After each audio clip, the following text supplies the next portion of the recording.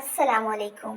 بہت پرانے زمانے کی بات ہے، ایک جھونپڑی میں ایک بڑھیا اپنے بیٹے کے ساتھ رہتی تھی۔ ایک دن بڑھیا کھانا کھا رہی تھی تو اسے پتہ چلا کہ ہمارا گھر کا اناج بالکل ختم ہو گیا ہے۔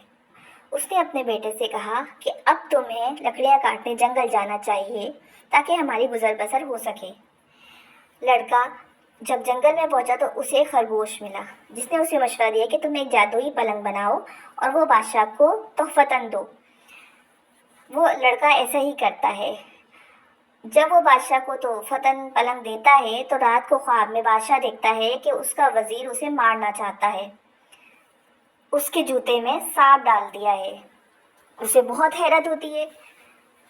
بہرحال وہ نظر انداز کرتا ہے اور ایک اور موقع دیتا ہے اپنے وزیر کو۔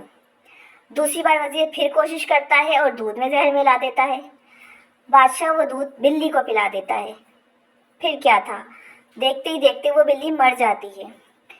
اب تو بادشاہ کو بہت غصہ آتا ہے اور وہ اپنے وزیر کو جیل میں ڈال دیتا ہے اور اس لڑکی کو بہت سارے انعامات سے نوازتا ہے، اور وہ لڑکا واپس جا کر اپنی ماں کے ساتھ خوشی خوشی زندگی بسر کرنے لگتا ہے۔